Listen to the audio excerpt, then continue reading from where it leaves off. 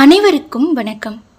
நாம் பேசக்கூடிய எந்த ஒரு வார்த்தையாக இருந்தாலும், நாம் செய்யக்கூடிய எந்த ஒரு செயலாக இருந்தாலும் அதை இந்த பிரபஞ்சம் உற்று நோக்கிட்டு தான் இருக்குது.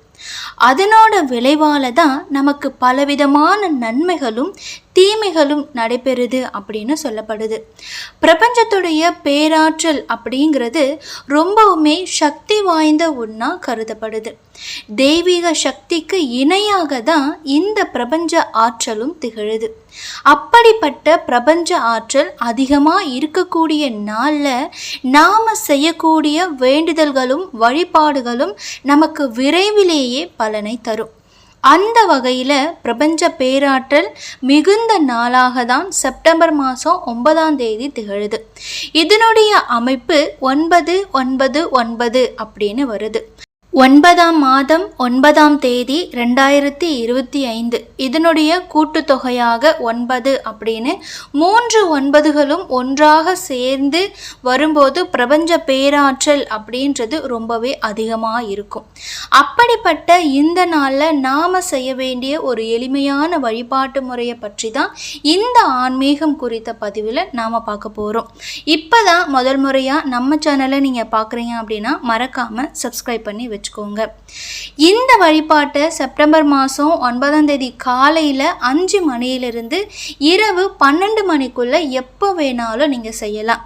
அதீத சக்தி வாய்ந்த நேரம் அப்படின்னா காலையில் 9 மணியிலிருந்து 9:59 மணி வரைக்கும், அதே போல் இரவு 9 மணியிலிருந்து 9:59 மணி வரைக்கும் இருக்கக்கூடிய இந்த கால நேரத்தில் நாம் செய்யும்போது இன்னுமுமே அதீத சக்தி நமக்கு கிடைக்கும் அப்படின்னு சொல்லப்படுது.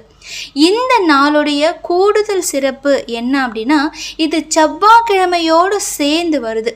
செவ்வாய்க்கிழமை அப்படிங்கிறது செவ்வாய் பகவானுக்குரிய கிழமை. செவ்வாய் பகவானுக்குரிய எண்ணாக 9 திகழுது. அதனால் செவ்வாய் பகவானுக்குரிய கிழமையில் 999 என்ற செயற்கை வருவது அப்படின்றது ரொம்பவுமே சிறப்பு வாய்ந்ததாக கருதப்படுது. இந்த நாளில் நாம் முருகப்பெருமான வழிபாடு செஞ்சுட்டு பின்னாடி சொல்லக்கூடிய இந்த ஒரு மந்திரத்தை 9 முறை மட்டும் நீங்கள் எழுதுனீங்கன்னா போதும். இந்த மந்திரத்தை நீங்கள் எழுதுறதுக்கு ஒரு வெள்ளை நிற பேப்பரை எடுத்துக்கோங்க. அதில் செவ்வாய் பகவானுக்குரிய நிறமான சிவப்பு நிற பேனாவை பயன்படுத்தி இந்த மந்திரத்தை நீங்கள் எழுதணும். இந்த மந்திரத்தை எழுதுறதுக்கு முன்னாடி உங்களுக்கு என்ன வேண்டுதல் நிறைவேற வேணுமோ, என்ன ஆசை நிறைவேறணும் அப்படின்னு நீங்கள் நினைக்கிறீங்களோ அந்த வேண்டுதலை மனசார நினச்சி சீக்கிரமே நிறைவேறணும் அப்படின்னு சொல்லிட்டு வேண்டிக்கிட்டு இந்த மந்திரத்தை நீங்கள் 9 முறை எழுதணும். 9 முறை நீங்கள் எழுதி முடிச்சதுக்கப்புறம் அந்த பேப்பரை மடித்து பூஜை அறையிலையோ இல்லைன்னா பணம் நீங்கள் வைக்கிற இடத்துலையோ அந்த பேப்பரை நீங்கள் வச்சுடுங்க. வச்சுட்டு திரும்பவும் நாம் எந்த வேண்டுதல் நிறைவேறணும் அப்படின்னு நீங்கள் நினச்சிங்களோ அந்த வேண்டுதல் நிறைவேறிட்டதா கற்பனை செஞ்சு மனம் மகிழ்ந்து இறைவனுக்கும் பிரபஞ்சத்திற்கும் நன்றியை நீங்கள் சொல்லணும். நீங்கள் எப்படிலாம் அந்த வேண்டுதல் நிறைவேறிட்டா வாழணும்னு ஆசைப்படுறீங்களோ அந்த விஷயங்களை நீங்கள் கற்பனை செஞ்சுக்கோங்க.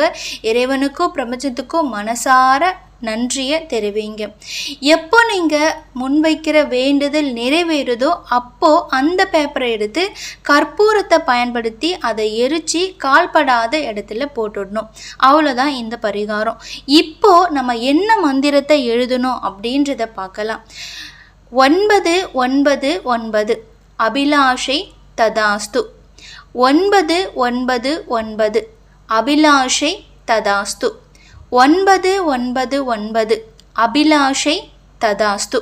இந்த மந்திரத்தை தான் நீங்கள் 9 முறை 9 மணிக்கு எழுதுனீங்க அப்படின்னா நிச்சயமாக நல்ல பலன் கிடைக்கும்.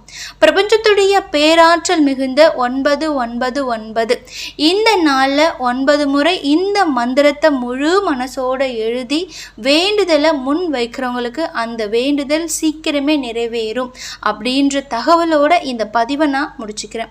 இந்த பதிவு உங்களுக்கு பிடிச்சிருக்குன்னு நம்புகிறேன். இந்த பதிவு உங்களுக்கு பிடிச்சிருந்தா லைக் பண்ணுங்கள், ஷேர் பண்ணுங்கள், மறக்காமல் நம்ம சேனலை சப்ஸ்கிரைப் பண்ணி வச்சுக்கோங்க. மீண்டும் ஒரு நல்ல தகவலோடு உங்களை நான் சந்திக்கிறேன். நன்றி.